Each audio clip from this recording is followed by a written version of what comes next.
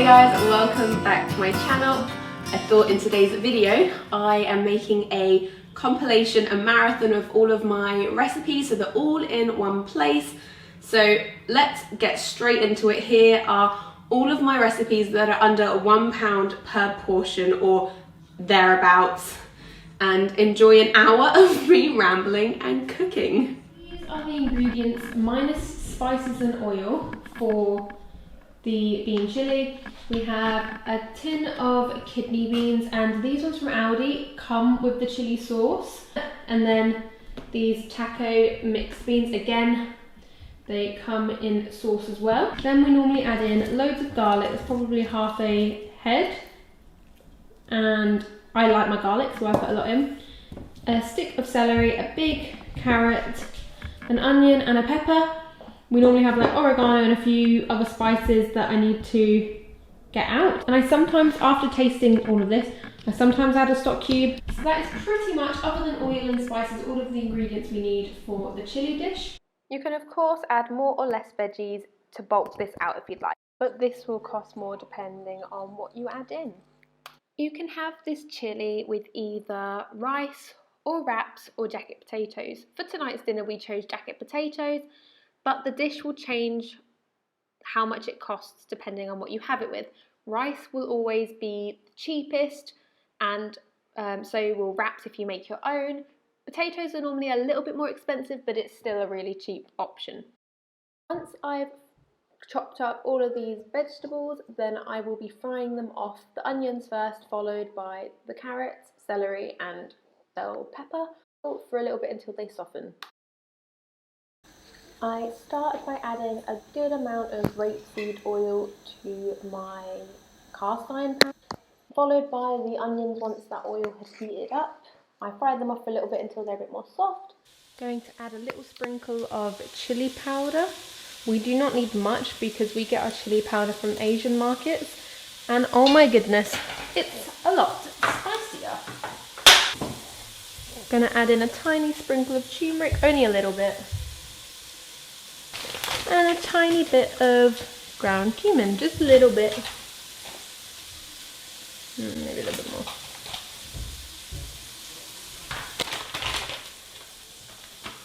Bit of paprika. I don't tend to measure out how many spices I use, I just kind of feel for it. Then I add in my garlic, followed by my carrots and celery. I then add in roughly a tablespoon of tomato puree and mix that all together, followed by a bit of water just to help it mix. Then we've got some salt and pepper, of course, and some oregano. Gonna just sprinkle that in. More water. I add water continuously, as well as the bell pepper, and I'm letting that cook down. The water helps just cook it a bit quicker and prevents it from sticking too much. We follow that with the tin of kidney beans and mixed beans. Then I fill them up with water and put them in again, and as you saw I also added in a stock cube. Once all of these ingredients plus a bit of water are in, I just let it cook down. Mushroom bolognese dish. For this I need obviously the pasta, or you can use spaghetti, whatever, but my kids probably prefer pasta. A tin of chopped tomatoes, then a few big mushrooms, a couple of carrots, celery stick, and a couple of red onions or white onions, whatever you have is fine. Again, I like my garlic, so we're probably going to use all of this. A stock cube, and then you're also going to use oil, balsamic vinegar. If you have red wine, use that, but I think I don't think I have any. A bay leaf, and then paprika. Let's start by dicing up all our vegetables into little cubes. I don't tend to follow a recipe or specific measurements, I just cook by feel. So we're starting off with a bit of olive oil, heat that up and fry off the onions. Once the onions have fried down a bit, we're going to add some garlic, and then after the garlic we're going to be adding in the celery and the carrot. I also add the bay leaf in at the same time. A couple of heaping little spoons of paprika and a sprinkle of oregano, as much as you like. followed by about a tablespoon of tomato puree. This isn't needed, but it just helps add more flavour to the dish. Next, add in a dash of red wine vinegar and balsamic vinegar, again to add more flavour to the overall dish. Now that that's all cooked down a bit, we add our main ingredient, all of these mushrooms, to soften. After this is cooked down a bit, I'm going to be adding my chopped tomatoes. Usually I would use a tin, however I had some tomatoes that I needed to use up, so I roasted them and used them for this instance. But you don't need to do that, a tin is absolutely fine and probably a bit better.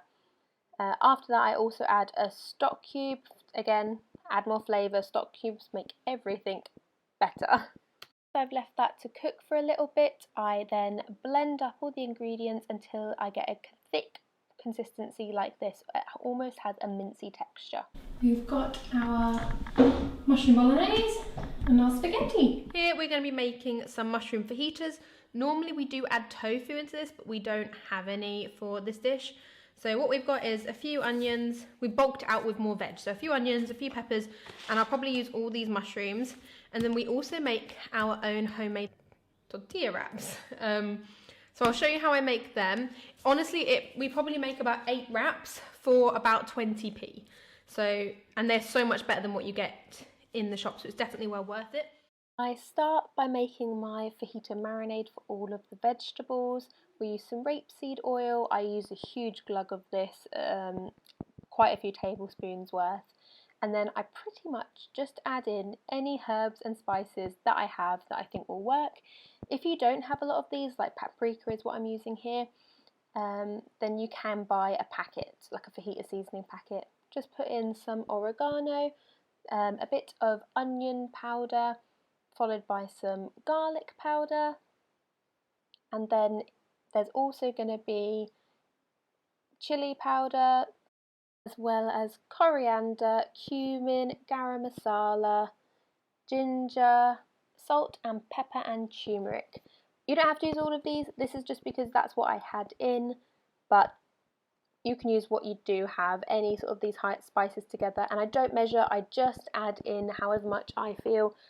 But again, you can just get one of those packets to make your life a bit easier if you wanted to as well. Then we're just going to mix this all together until it's a runny paste. And then all of the vegetables I have chosen to put in these fajitas, I am cutting up lengthways and mixing them into the marinade. You see that I ran out of space in this bowl shortly, so I've had to spread it out over the tray and the bowl because there's a lot of vegetables in this. Ooh, it's a very full tray. This should hopefully serve, I mean, probably about 3 adults, I'd say. And then what I'm going to do is, because I don't have any protein in the dish because I haven't got the tofu, I'm going to make some refried beans with these black beans. So I'm going to do that.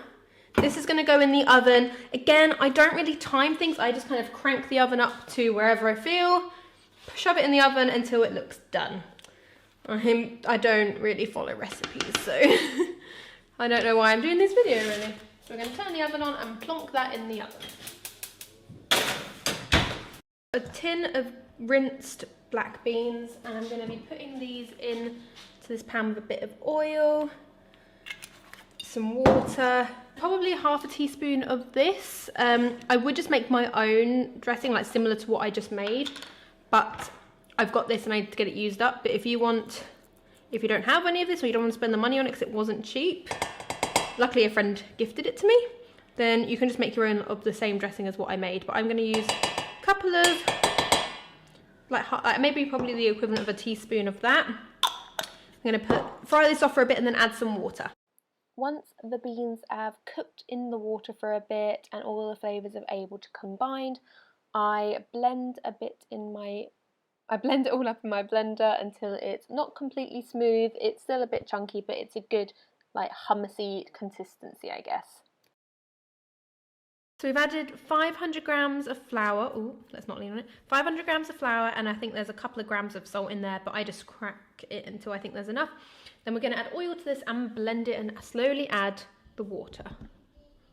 I used to do this by hand, but then my dad gave me this a while back, so I'm now using this with the dough attachment. I can't remember what these are called, but I'm mixing in the salt to the flour, and then I'm just going to add in a couple of tablespoon of rapeseed oil and mix that together before I then add around 250 ml of water to the 500 grams of flour. That's the rough ratio, is about half the amount of water to flour. And this ratio should make us about 8 wraps of all weighing about 100 grams each. Get these wraps started before I start on anything else normally, because they will need to sit for 10 to 20 minutes for them to rest before we then be able to roll them out. Once the dough is all combined and we have a ball of dough, I will leave that to rest in the mixer for 20-ish minutes, and then once that's rested, we're going to roll it out onto the side with a floured surface, cut it into 8 equal or roughly equal balls, all weighing about 100 grams each, and then one by one I will roll these out and fry them on my chapati pan.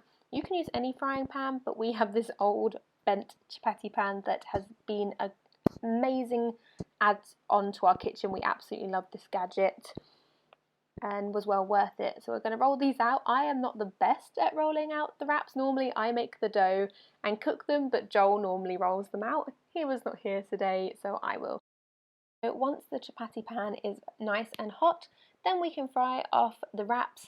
It does tend to be that the first one is a bit like your first pancake, and they don't go as well.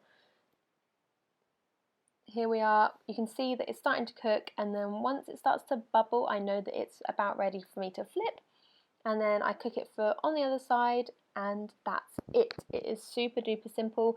It takes a few times to get the knack down of this, but once you know how to make your own wraps, trust me, you won't go back, because they just taste so much better. They're 100% worth the hassle of making them, and now it becomes a regular part of my cooking if I'm making something that needs wraps. The refried beans, the mushroom fajitas, and then all of the homemade wraps. There's 8 there. So that is today's dinner. A great add would be if you have lettuce, obviously cheese, mayo, all of that would make this even better. Homemade waffles. I did this by using oats and blending them up in my Vitamix and mixing oat flour, plain flour, soy milk and golden syrup together until it made a batter consistency. I added in a bit of salt and made sure it was all really well combined. I don't have specific measurements, I just feel it, see how it goes, and when it's at the right consistency, then it goes in my waffle maker. I preheated my waffle maker first thing in the morning before I started to do all of this, so it was nice and warm, ready for the batter to go in. Here I put in a couple of cups of batter. I left that to bubble away without closing it for a few minutes, and then closed it and turn it around. And each waffle, I'd say, takes 8 to 10 minutes to cook. And this is how they turn out. Days 5 and 6 we had toast, and then for the last day I made porridge. We just about had enough for 4 portions of porridge here, and it's super simple. It's just oats, milk, and I filled the milk carton back up with water to put that in until it was covered, and then I just cooked it until it became a thicker consistency, and we topped it with golden syrup. The first dinner we're going to make is a lentil shepherd's pie. These are all the ingredients that we should use. Normally I would add things in like gravy granules. For the base we're going to have lentils. I've never really used the tin lentils before. I normally buy the dried ones, but Aldi didn't have dried lentils and I wanted to try and get all the shopping from one shop. We've got some carrots, some garlic, I'll probably use half of the garlic, some onions, a couple of mushrooms, and then we're going to use some of this bag mixed vegetables, a stock cube, and then we're going to top it with mashed potato. Starting with a good glug of olive oil. We've got 2 onions that are going to go in.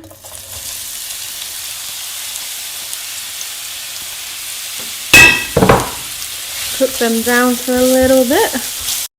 Right, I'm adding 4 big cloves of garlic.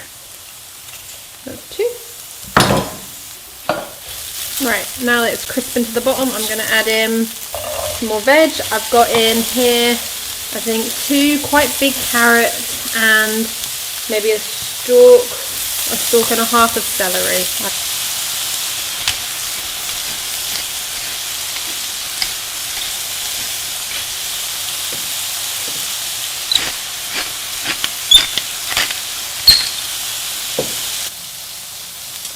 Once that's cooked down a bit more, I'm going to add in about 1.5, like 1 big mushroom, 1 medium mushroom.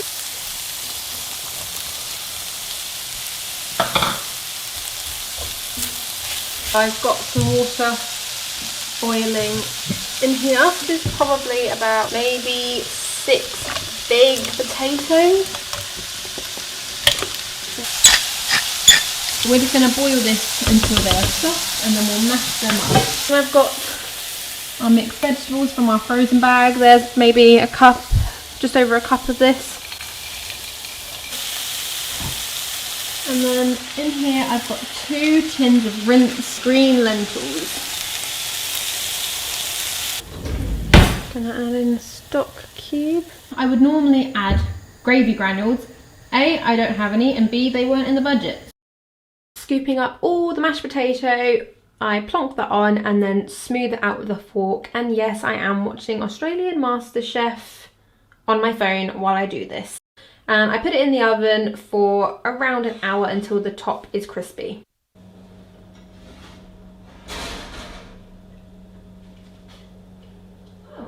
This is what's going into the curry. We've got, I think, 5 garlic cloves and small onion diced.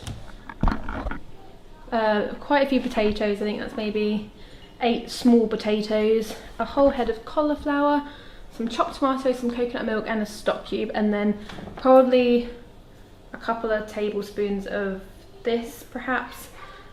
It's not going to be the best curry I've made, but it will probably be the cheapest. Roast the potatoes for extra crunch, so I'll boil them for a couple of minutes, then roast them in the oven with some more flavour. And I'm going to do the exact same with the cauliflower. However, I don't need to boil these, so I'll just coat these in oil and the spice mix, roast them in the oven until crunchy, and then they'll be going into the curry. While the potatoes are in the oven roasting and crisping up, I fry off my onions, garlic and spice mix.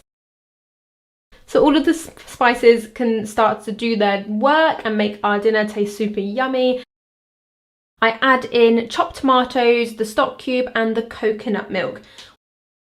Once the potatoes are all crisped up, they go into along with the cauliflower. And that is your dinner. So I'll put this in a tub to let all the flavours soak together overnight, and we'll probably have this for dinner tomorrow. We'll have it with the leftover rice. This is all the rice we have left. We used the other half for the chilli, and I'll probably use most, if not all of this, for the curry. And this is the final curry. In this video, I'm going to show you a very simple, cheap gingerbread recipe. For the entire batch, it only costs 94p. So I've already prepped and weighed out all of my ingredients. The ingredients you need is we need 350 grams of plain flour and a little extra for dusting, 100 grams of soft dark brown sugar, 140 grams of butter, margarine. We've used a vegan margarine, but I do believe you could probably use any butters or margarines. 3 tablespoons of golden syrup. It's about 75 grams I've worked out. A teaspoon of bicarbonate of soda, 2 teaspoons of cinnamon, 1 tablespoon of ginger, and then a tablespoon of flax seeds to make a flaxseed egg. You could potentially just use a regular egg. We have not tried it with a regular egg. For all of these ingredients, it works out about 94p, so under £1 for roughly around 20 gingerbread men. The first thing I'm going to do is make my flax egg. So I've got a tablespoon of flax seeds, and I'm going to add in 2.5 tablespoons of water and leave that to sit for about 5 minutes. While I leave that to sit, we're going to put a small pan onto a medium to low heat and add in the butter, the brown sugar and the golden syrup. We're going to leave that to melt and combine together until a smooth liquid. I'm going to add the liquid in here to cool down just a little bit. Once that's cooled a little bit, we will add the dry ingredients. I'm going to be using this to mix. You don't have to, you can do this by hand. It's only because I have it that I'm using it. So add in the flax egg, the flour and the cinnamon, ginger and bicarbonate of soda. Mix that together until the dough combines. Make sure if you're using a machine like this, you scrape the edges to make sure it all combines together. Then you're going to lightly flour a work surface. Putting flour on your hands will help prevent the dough from sticking to your hands. And scrape out the dough onto that. Combine the dough together, make sure you scrape out all the little individual bits. We don't want to leave any behind. We're going to knead that for a little bit until the dough is all combined together and not sticky to the touch, but smooth. Wrap it in either cling film or an airtight container and then leave it in the fridge to cool for up to 40 minutes or in the freezer for about 10 to 15 minutes. Joel and the boys made this dough a few days ago to make some gingerbread men, and we were able to make about 20 gingerbread men out of this portion of dough. I'm just going to insert a few clips of the boys making the gingerbread men because they're the cutest.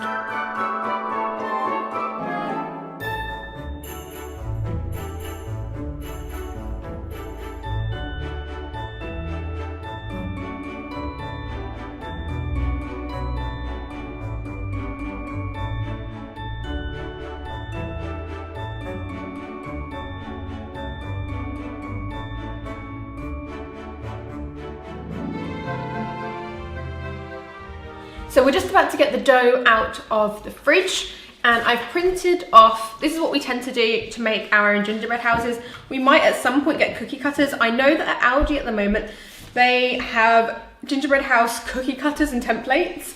And I think it's about $4.99. So we might purchase that because we make gingerbread houses every year, but we just printed off, can you see these templates? All you do is you cut them out and you use them almost like a cookie cutter, but you just cut around the template and it shows you how many of each that you need to print. I'll link where I got these from down below.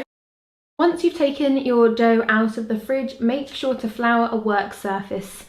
I cut the dough in half and it was the perfect amount to make one gingerbread house. I rolled this out to be about, I'd say 3 to 4 millimeters thick, and you can see I'm just following the instructions on the gingerbread house cutouts. I placed it as close to the corner as I can to cut the shape out, and do not discard any of the bits that you cut off. All of the discards I just add into another pile to make sure none went to waste. I cut out all the pieces that I needed and put them onto lined baking trays.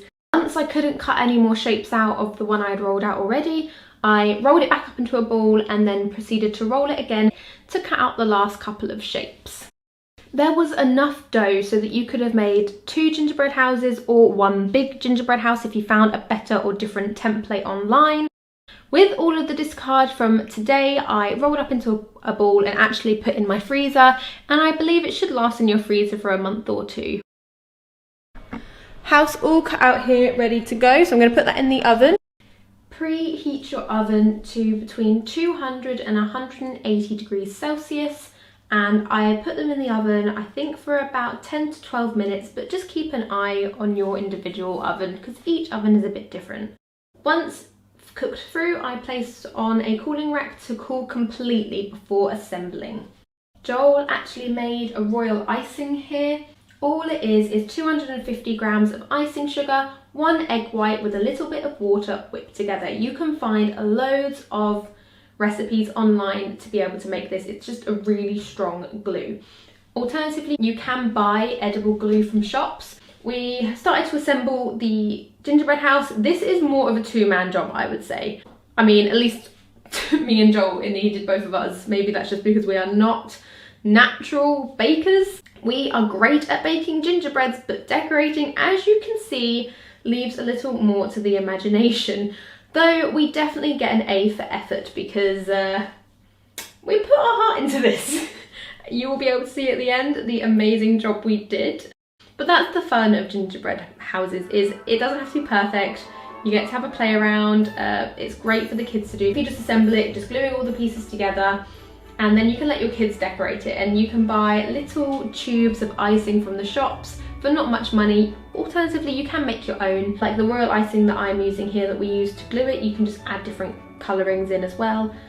But it's a great activity for kids to do. I've just done it for the video, however normally the kids would decorate this, and we will be making more before Christmas for them to decorate as well. Pretty much everyone I think knows how to make pancakes. It's not a completely shocking recipe, but I thought most people when they make pancakes tend to use plain flour. I may be wrong here, but at least where I am, plain flour is the normal. I'm going to be using self-raising flour. If you're one of these people that just bought a big self-raising flour to make one cake and you don't know what to do with the rest, make pancakes. The reason why I'm showing you this recipe, yes, it's a really simple recipe that most people might already know, but what they don't know is you can batch make this recipe, freeze the individual pancakes, and then have it as an easy breakfast that you can just plonk in the toaster when you're in a rush. When you have a bit of time, maybe on a weekend, you can batch make this recipe. So the recipe I'm going to show you is enough for my family of 4. We have me and my husband and our 2 children who are 7 and 4. They do eat a lot more than us though. If you have a non-stick pan, you're best to use that. I don't, I only have stainless steel, and then this is it a cast iron pan? It's a Le Creuset. I probably butchered the pronunciation of that. It's like a Le Creuset pan, so I'm going to be using that. And while you're prepping the mixture, you want to preheat your pan so that it's warm and ready. And here are the ingredients that you're going to need. I've got some self-raising flour. I'll put on the screen how much we need and how much it costs. So we're going to need about 300 grams for one batch. Some milk. You can use cow milk if you want. We don't. We use soy milk. So we've got some unsweetened soy milk because it's cheaper, and it's going to be 300 mils of that. We're going to be using 2 eggs. We obviously have our own chickens, hence why the numbers are on there. If you want them to be sweet pancakes, we're going to add a tablespoon of caster sugar. The normal recipe calls for baking powder, but I found it's just an extra ingredient that I don't believe that we need. If you would like to add it, it is just a teaspoon of baking powder. But it is such a simple recipe, and then of course, the joys of pancakes is you can top it with whatever you want. So we tend to be real basic and just add maple syrup. But if you wanted to make it healthier and have more fruits, then of course you can do that too. So we are going to add 300 grams of self-raising flour. Well, too much. Tablespoon. I normally measure it, but I can't be bothered. So a tablespoon of sugar.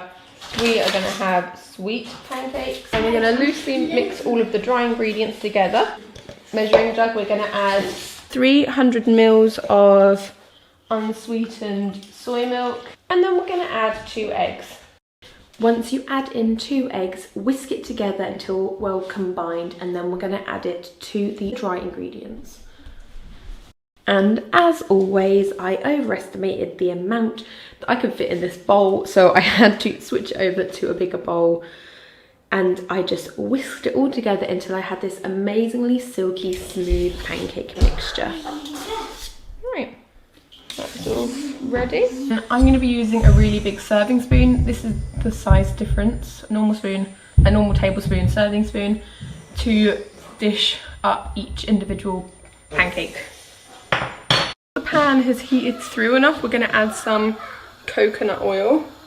You can add any oil. I've just got coconut oil that I need to use, so that's what I'm going to use. Make sure your pan is fully heated through before adding your oil.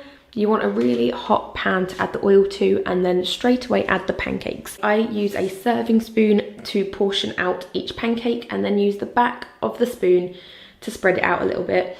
And then once you are getting lots of little bubbles on top of the pancake, you flip it. As you can see, the more pancakes I cook, the more little burnt bits I get at the bottom of my pan. Probably should invest at some point and get a non-stick that works. These are the completed pancakes. I did make a lot more than what you're seeing on the plate, but the boys were very sneaky and took quite a few while I was filming and making these. I feel like most people tend to buy their egg mayo. We're gonna make it. So we've got our eggs. We're gonna use 4 eggs. You can have cress, but I'm just gonna have normal lettuce leaves. Any lettuce that you want, it's fine. You don't even need lettuce, but we're gonna have eggs, lettuce, mayo, salt and pepper. Then you can decide if you want it as a sandwich or if you want it on jacket potatoes.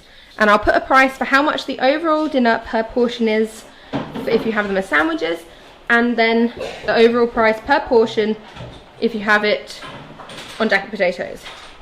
But that is all we need for this ridiculously simple recipe. We're going to start by filling up a pan with cold water and getting that on the stove. We're going to put our eggs in. I'm putting 4 eggs into the water to boil. Once it starts to boil, then turn the temperature off, but leave the eggs in there for 10 minutes. When the 10-minute timer goes off, that's when you know you are ready to drain your egg. Pour all of the hot water out of the pan and fill it with cold water. Leave it to run a bit so that the water doesn't go hot straight away. And then once you've left it run for a minute or so, you can leave the eggs in the cold water for a few minutes until they cool down completely. After a few minutes, your eggs are ready to drain. So drain off all the water and then have a bowl ready and you can start to peel your eggs. My eggs are really difficult to peel because they are freshly laid a few days ago from our chickens. Older eggs from the supermarket will be much easier to peel than my ones. Once you've peeled all your eggs, we're gonna slice them up. As you can see, I started to try and use scissors and then quickly decided that was not working, so switched to a knife. I diced them all up to small pieces and then we added in our mayo. I used about half a cup of mayo, just slightly over half a cup, but you can add however as much or as little as you want, depending on how saucy you like your egg mayo. And then we added a good serving of salt and pepper, a good pinch of salt and pepper. And then that is your egg mayo ready. If you're having it either as a sandwich or as a jacket potato, you can get them ready. I put a little bit of butter on my bread, topped it with the egg mayo and a bit of lettuce. And yeah, I'm really aware that it's a super basic meal. This and the pancake recipe are super basic, that most people probably already know how to make. However, the basics I feel are really important. You need to remind yourself of them. Now, this is what we're going to need for our recipe. I will put up on the screen exactly how much and how much it costs. So we're going to need some plain flour, around 80 mils of milk. You can use any milk you want. We use soy milk. A pinch of salt, some oil. Again, you can use any oil you have. This is the oil that we happen to have in. If you wanted to use cheaper oil, you can. You do not have to use olive oil whatsoever. I am pricing this up though from the ingredients that I use. So it will be this olive oil that I will be pricing up from. Then some yeast. You can get packets of yeast. I found it is cheaper to buy one of these and they last a lot longer. Bit of tomato puree. We will be watering this down. Some cheese. Again, you can use any cheese you want. However, the toppings on your pizza is where it will get expensive. This is how much it is just for the dough and the pizza sauce. And your toppings will really determine how expensive this meal will become. So we just find the biggest and cheapest block of cheese that we can find. So we've got this one from Aldi for the entire block. I think it was £4.55. As you can see, some have been used already. We have about 600 grams left and this should be plenty for 4 pizzas. But you can add onions, sweet corn, mushrooms, pineapple, sausages, anything you want to add you can, but of course it will increase the price of the overall pizzas. It's also going to be water, some lukewarm water. This is how much it costs per plain cheese pizza with the ingredients that I have in front of you. We're going to start by weighing out 650 grams of plain flour, followed by lots of salt. I forgot to show it on the camera, but also 11 grams of yeast. The amount of yeast you use will depend on how hot it is. On a hotter day, you only need 7 grams. In the winter, we tend to use 11 grams. Then we're going to mix up. You can of course do this by hand, but I have this dough attachment that I can use for my mixer, so I'm going to do that. Once the dry ingredients are mixed together, we're going to add 2 tablespoons of olive oil and then mix them. Again, it can be any oil, we've just used olive oil. And then once the olive oil is mixed in, we will start to add our lukewarm water and milk. So first I add in 80 mils of soy milk, you can use whatever milk you want, followed by about 350 millilitres of water. You need to really watch your dough. If it's looking too wet, add more flour or try not to add too much water. If it's looking too dry, you might need to add a bit more water. You want a pliable, stretchy dough, but not a sticky dough. Sprinkle some flour onto a work surface and knead for about 10 minutes. Once the dough is fully kneaded, we're going to get a clean bowl and Put a bit of oil at the bottom and spread it all the way around so that the dough will not stick to the bowl. Then place the dough into the bowl and cover with a wet tea towel or cling film. We use cling film because we find it dries out less if we use cling film, and leave it to rise. While your dough is rising, you can make your pizza sauce. All I do is use probably for 4 pizzas, a third of a tube of tomato puree and a similar amount of water, and then mix it up until it's a pourable, not too runny, quite thick, but pourable liquid. And then I'm going to add a bit of salt to that, and you can add some mixed herbs as well if you want, but not necessary. After about 4 hours of proving, it will be less in the summer, but in the winter it took about 4 hours of rising. I'm ready to push back my dough, so I cut it into 4 pieces, and then I very slightly roll it, literally just into a ball shape, and then place it on my chopping board. Once I've left them on the chopping board, I'm going to cover them with a wet paper towel to prove and rise a bit more, and at the same time I'm going to preheat my oven to as hot as it will go while they're rising, and then going to grate and prep the cheese ready for topping the pizzas. Please, please, please, please, please, if you are buying grated cheese, stop right now. Buy block cheese, grate yourself, you will save money. That took me 5 minutes to grate that 650 grams of cheese. And if I was going to get 650 grams of grated cheese, it would be a hell of a lot more than what I spent on this. Once everything's prepped, we're going to start rolling it out. You can use a rolling pin for this. It would probably be easier if you do at first. Eventually you will get to a point where you can use your hands. So flour a work surface and start rolling your pizzas out into a pizza shape. Once you have the shape that you want, then we're going to poke some holes with a fork to make sure we don't get any huge air bubbles. You need to have a very flat baking tray. Make sure you've left that in the oven to preheat with your oven so that when you place your dough onto the tray, it's already hot. So once you've rolled out the shape that you want, place it on your hot preheated tray with no sauce on, just as it is with the holes poked into it, and we're going to pre-cook the dough for a bit. So place that in your oven until it's ever so slightly got a goldenness to it. So you don't want it to be fully cooked, but you don't want it to be raw either. And then we can top our pizzas. Can you see it's got a slight gold to it? It's hard to see on the camera, but it's not fully cooked. And then spread on the sauce on top of the pizza, and then your cheese and any other toppings. If you're putting something other than cheese on your pizza, do a sprinkle of cheese, toppings, then another sprinkle of cheese. You won't need as much cheese as what you think you need. Then we're going to place them back in the oven until the cheese looks melted and golden.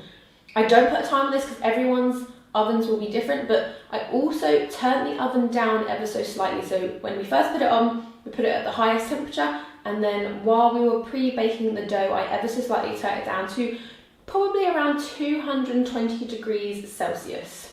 This is what your pizza should look like when it's all done. I'm going to gently place it on a plate to cool down a bit. You do not want to cut these when the cheese is still very, very hot, because the cheese will go everywhere. Let it harden up ever so slightly before you cut it. Right, there are our 4 pizzas, all finished and cooked up. I'll chop these up now that they've been sitting for a little while. We're going to call it a carbonara recipe. However, Italians, please don't come for me, it is not. It's carbonara inspired, but a true carbonara does also have bacon. We don't eat bacon, so if you would like to, you can easily add bacon. These are our ingredients. We'll put on the screen, like always, how much they cost and how much we need to use. We've got spaghetti. You can use any pasta you want. So we're going to use spaghetti. We've got we'll probably use all of this garlic. We are going to use 1 full egg and then 2 egg yolks. You can just use 1 egg yolk, but adding the 2 egg yolks makes it creamier. But please do not discard the egg whites. You can use them for making meringues, egg white omelettes, royal icing. You can use loads of them, so do not discard your egg whites. Use them, please. So about 3 eggs overall we'll be using. Then I've measured this out. This is about 150 grams, and it looks like it should be enough. And there's a mixture of whatever cheese we had. We've got salt and pepper. If you are not using baking, you're going to want to put in a lot of salt and pepper, okay? I'm also having sweet corn and green beans to go on the side for the kids and us. So These are our ingredients, and now let's get on to the recipe. The first thing you need to do is fill up a pan big enough to cook your pasta in with water and start to boil. And once that is boiling, we're going to add in our pasta so that can cook. While the pasta is cooking, we are going to prepare the ingredients for our carbonara sauce. This is insanely simple. All we need to do is prep the garlic cloves. I have this really cool little roller where you roll it and it gets all of the skin off the garlic. Then once I've prepped the garlic, I'm going to separate my eggs. There's 1 full egg in a measuring jug and then 2 egg yolks. Then I'm going to mix up the eggs together, and then I'm going to add my grated cheese. So mix the grated cheese in with the egg yolks all together in a measuring jug so that is a well combined. It will be a very, very thick kind of paste. Then we're going to heat some oil in the pan. You can use whatever oil you like. I'm using extra virgin olive oil here. And I'm going to heat up that oil. Once the pasta is almost finished cooking, make sure to keep aside 1 cup of the pasta water for later on. Then we're going to drain our pasta of the water. Then once the oil is hot, add in your garlic. You're going to cook the garlic for a minute. Once the garlic is cooked through, turn off the heat to the pan, add in your pasta, and then we're going to add in the egg and cheese paste that we made. So you want to make sure your pan is turned off before you complete this step so you do not curdle the eggs and cook the eggs too quickly. So add in your egg and your cheese mixture to the pasta, and then we're going to slowly mix that, loosening it with the pasta water that we kept for later, until you get a cheesy, saucy consistency that you like. My camera has not really picked up very well how saucy this is because it's the same sort of colour as the pasta, but it is extremely cheesy and saucy. It's one of those recipes that you just have to play it by ear. Add as much of the water as you feel it needs at the time. But once that's all mixed together, your dinner is ready to serve. Don't forget to add in lots of salt and pepper as well to taste. And if you wanted to add bacon, you would add it in just before the garlic in this step process. This is mine and the boys' dinners. I've added sweet corn and greens to dinner just to make it more of a rounded dinner, and AJ wanted cheese on top as well. Here's the chorizo pasta bake. So let's get straight into the recipe. Another day, another recipe's under £1 and all of the ingredients you need. We're going to use about 300 grams of pasta. You can use any pasta you want. This is the cheapest other than spaghetti, so I'm using that. A pepper and red onion. I'm using 4 garlic cloves, but you can do that to taste, less might be better for you. A can of chopped tomatoes. Of course, chorizo sausages. So the price I'm putting up on the screen for these is the price on sale because that is the only time I buy them, and we're going to only use 3. If you would like more filling, you can add more sausages, more pepper, more onion, but it will of course increase the price. I found this is enough to get the flavour in and to fill up my tummy. Some oil, again any oil you would like. Some chilli, once again to taste. Some oregano. And then to top, some cheese, again for your choice. That's all you're going to need. Let's show you how I cook it. First we're going to start by dicing up all of our ingredients. So dicing up the pepper, the red onion and the chorizo sausages into small little cubes that we are going to then fry in oil. While I chop the veg, I also have a pan of water on the boil for the pasta, and I will be adding that once that starts to boil. Add a tablespoon of whatever oil you decide. Here I'm using olive oil, but any will do, into a hot pan. And then once that is hot enough, add in your onion. Leave your onion to cook for a few minutes until soft. Then we're going to add in however much garlic you decide to add to this dish. I added 4 cloves. And again, let that fry off for a little bit longer. As well as I also add in a sprinkle of chili powder. You do not need to add this in if you do not like the spice. I just added it in for a bit of extra kick. So I added in some chili powder and a little bit of smoked paprika. Once the herbs and spices have fried off, I add in my chorizo, and you might need to add a splash of water here and there if you are using vegetarian chorizo. If you're using real chorizo, the fats should grease it for you. And once they've cooked down a bit, I follow that with the red pepper. Once they've been cooking for a little while, I add in the can of chopped tomatoes.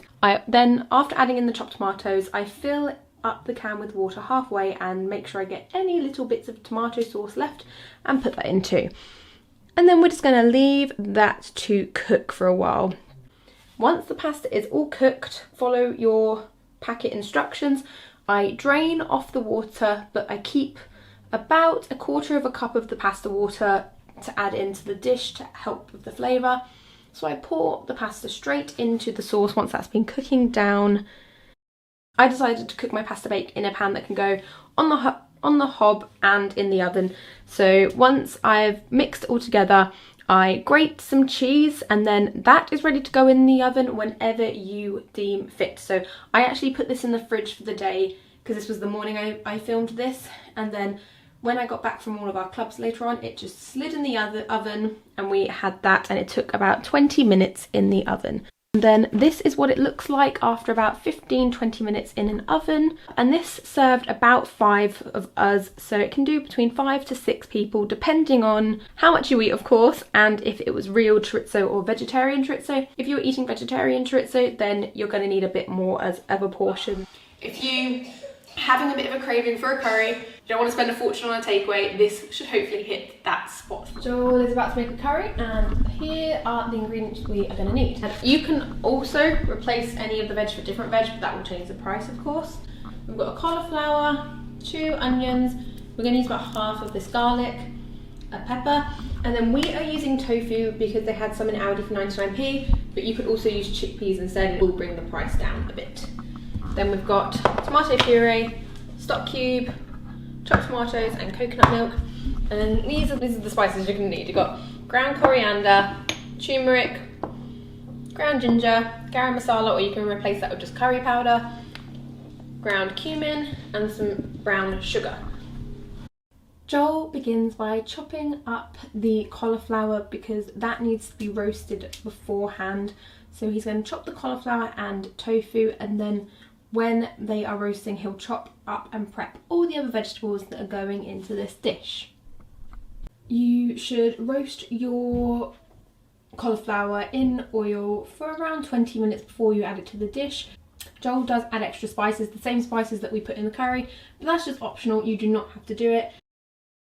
So after roughly chopping the peppers and onions into quite big chunks, we're going to add the peppers, then the onions, and then once they've softened and fried down a bit, we're going to add the garlic and the rest of the spices. Then you're going to leave the spices to cook for a few minutes before adding anything else, and probably about 2 or 3 minutes of the spices cooking to release the good flavours. Then we add in a can of chopped tomatoes, then a whole tube of tomato puree. Give that a good mix and let that cook down for a bit. The camera cut it out, but we also added in the can of coconut milk as well.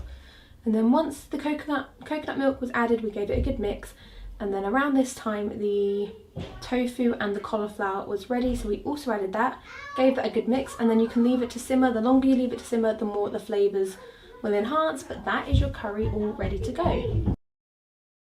We decided to have this curry with rice because I found it's mostly the cheapest option.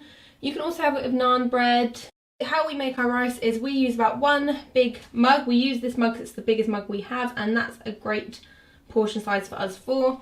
We fill it up to the top with rice, then put that into a pan, then fill this cup up to the top again with cold water, and then we fill it half up, so it's about 1.5 cups of whatever you measure your rice at with a cold water. Then you put that all in a pan, give it a very, very, very gentle mix that the rice is covered and sunk to the bottom. Then we literally just cover it with a lid, make sure it comes to a boil. Once it's at a boil, we turn it down and leave it until all of the water has evaporated. Once all the water has evaporated, we, with a fork, give it a slight mix, put the lid back on again to steam for a little bit, about 5 minutes, and then that is the rice ready. This is what we're going to need for our gardener's pie, shepherd's pie, cottage pie, whatever you want to call it. So first of all, these are the ingredients we're going to need for our topping, which we're going to make some mashed potato. I'm not going to be showing you exactly how I make mashed potato because I feel like that's pretty basic and you can find recipes online, but potatoes, butter and milk, and we'll obviously add some salt and pepper and probably some parsley. Then this is what we need for the actual pie. We're going to use lentils, but you can also use mince or like vegetarian mince, an onion, a couple of parsnips, a little hack is just the cheap mixed vegetables, save you some time and having to chop loads and buy different ones. It's normally a bit cheaper. I'm going to add some sage, a bay leaf, a stock cube, some gravy, some garlic, and then I also add a layer of stuffing before my mashed potato. So I make the pie and then I'll make a layer of stuffing to go on top. Firstly, I'm going to start by prepping my potatoes for the mashed potato. I'm going to peel them. You do not have to throw these peels away. You can make potato skin crisps if you'd like to. Gonna put them in some cold water and bring them to a boil, and these will be boiling while I do the rest of the pie. Once the onion and parsnip are all diced up, I'll have a pan on the stove heating up, and when that's hot I will add some oil in and start frying off the onions. Once the onions have gotten soft, I add in the parsnips. I also added in a little bit of garlic. This is optional, you do not have to do this. Followed by the bay leaf and some sage. While they were cooking, I drained and rinsed my 2 cans of lentils.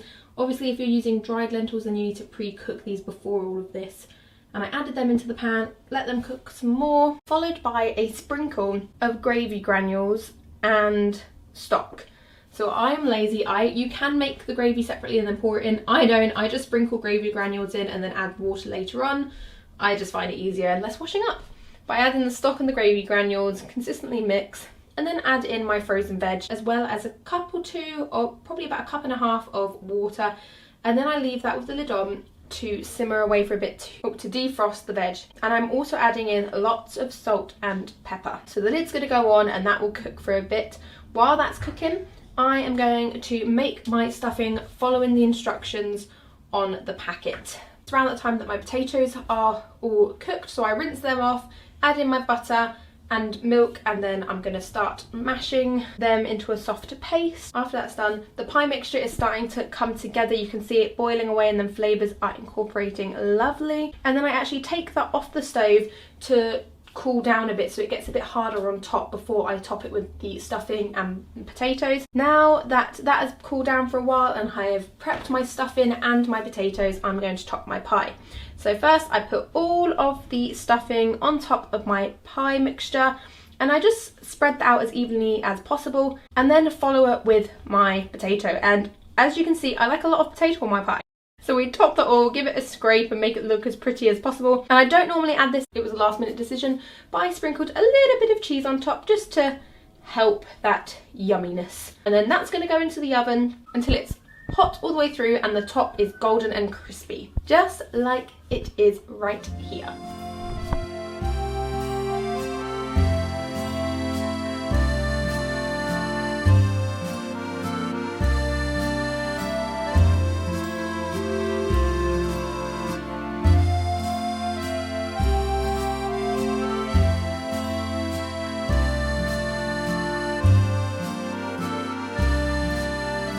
Recipe I have for you is a leek potato and mustard soup. Great for winters, really easy and quick and super cheap. So let's get into the video.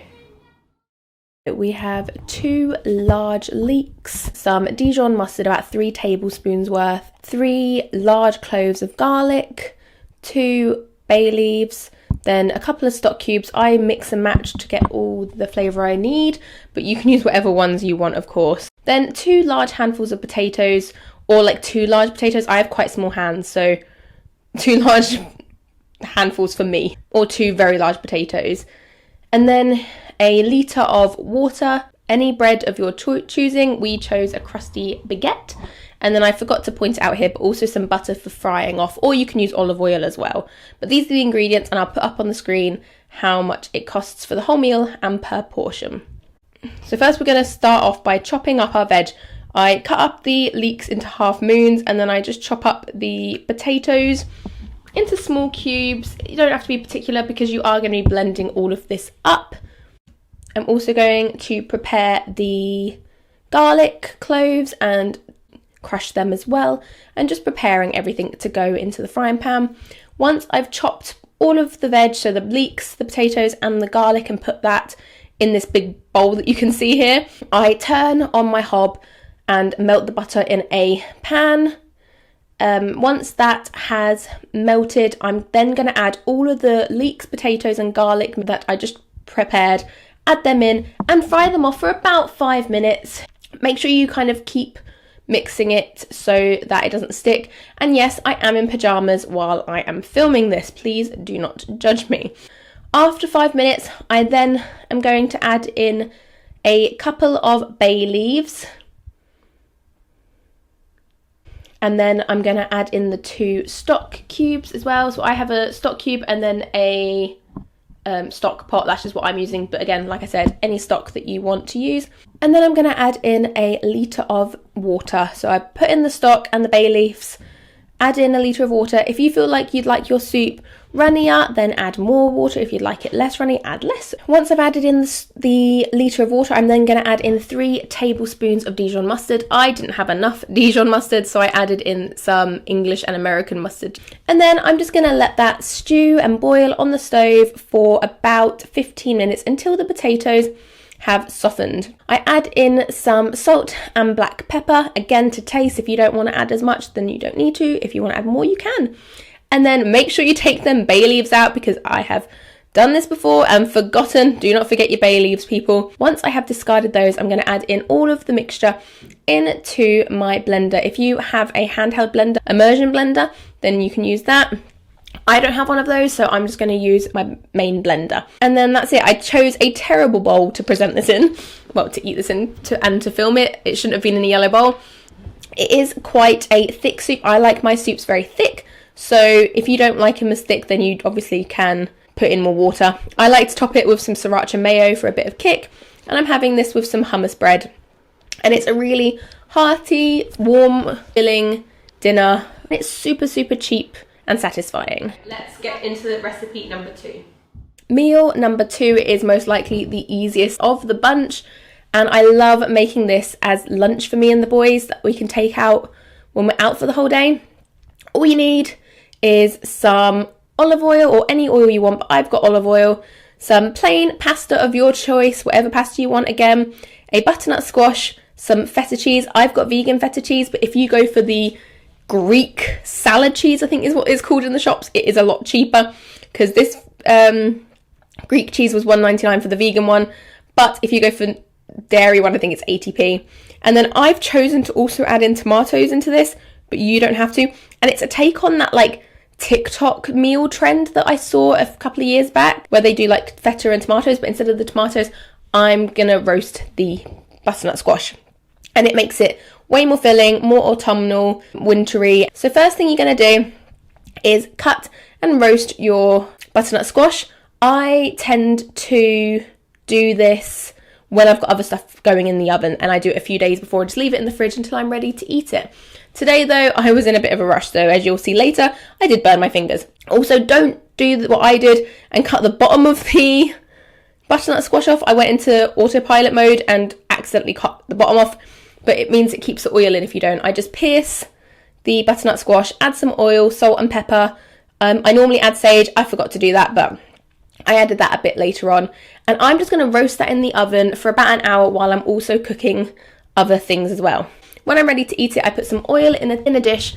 I've decided to add tomatoes into this dish. You don't need to, but I've chopped up loads of cherry tomatoes, and then I'm adding in some herbs and spices of my choosing. I've got garlic powder, onion powder, some sage, and then salt and pepper.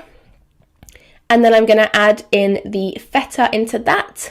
Literally just breaking this all up into little pieces. It is the easiest, simplest dinner ever. So when I prepared the tomatoes and the feta, I'm going to add that into the oven for a few minutes before I then add in the butternut squash.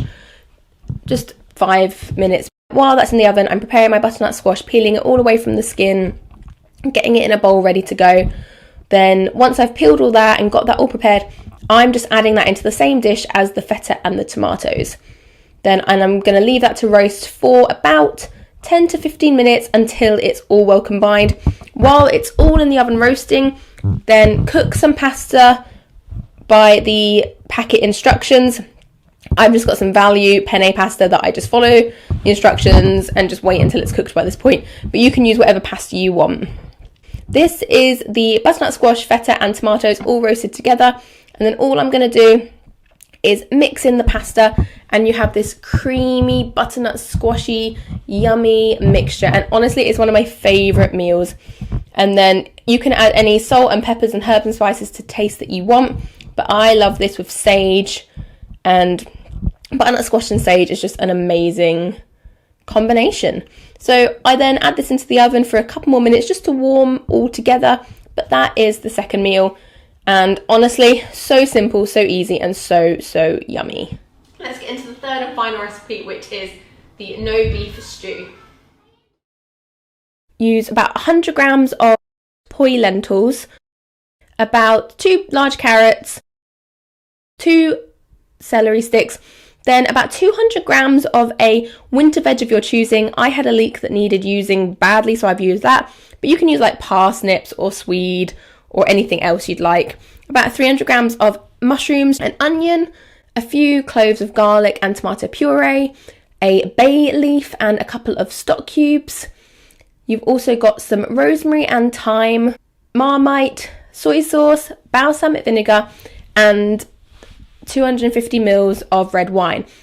I'm going to put all of the specific measurements down in the description box. And then we have the stew with some roast potatoes on the side. This is such a hearty, warm meal. It is perfect for a really cold winter's day. I also forgot to add as well, you do need 3 tablespoons of flour that helps thicken the whole meal as well. I'm going to start by prepping all of my vegetables.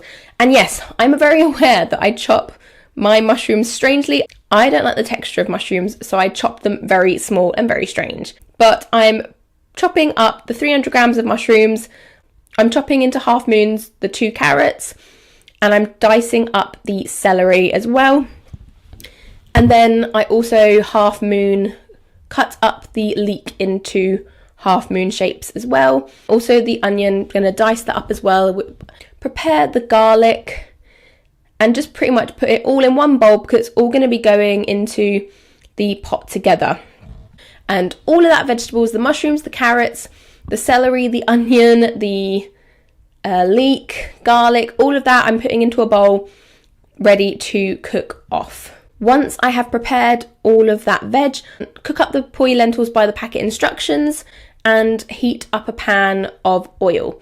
Once the oil is heated up, I'm adding in all of that vegetables and that goodness, and I'm just going to let them fry together in the oil for a few minutes until they're a bit more softened and incorporated and cooked down a bit. Then I'm also going to add the bay leaf, the thyme and rosemary and leave that to cook a bit longer. Then I'm going to add 3 tablespoons of flour, plain flour, and a few tablespoons of tomato puree. I just tend to eyeball it, but around 2 tablespoons should be fine. And again, leave that to cook for a bit longer. Once that's cooked and it's starting to slightly stick to the bottom, you're going to add around 250 mils of red wine. I just buy the cheapest red wine I can possibly find in the shops because it's only for cooking with anyway. We're also going to add in 500 mils of water and the stock cubes. Oh, and then when the poi lentils are finished softening, I then add them in as well. We're also going to add in about a tablespoon of Marmite, a couple of tablespoons of soy sauce and balsamic vinegar, and just let it all cook and stew together for as long as you want. The longer you leave it, the better it will taste. These are the ingredients that give it that really meaty taste. And they seem really strange, and I was really shocked when I first did this recipe many moons ago, but honestly it is super good. And then we're just going to let that cook until you're ready to eat it. While that's cooking, I'm going to roast up some potatoes. I do normally do these in the air fryer. I thought I'd go all out today for the video to make proper roast potatoes, Well, I probably should have just chopped them up and put them in the air fryer realistically, because I didn't have that much time. We're just going to prepare all of these potatoes, put them in some boiling water for 5 minutes, and then roast them for like 40 minutes. Once they have all been cooked, then we've got our butternut squash and feta pasta, our no beef stew, and our anemic looking roast potatoes because I ran out of time. They are currently all of the recipes that I have shared with you guys over the last year, and hopefully within the next year I will be able to get some more to you. That is everything for today. I hope you enjoyed this video. If you did, make sure you do like and subscribe, and let me know some ideas down below that I can try at home and maybe get some of those out to you. If you have any other £1 per portion recipe ideas, then everyone else can have a look and get some inspiration as well, so that'd be great. I hope you've had an amazing Christmas, and hope you are having or about to have an amazing new year. That is everything, friends. Have a great day. Bye.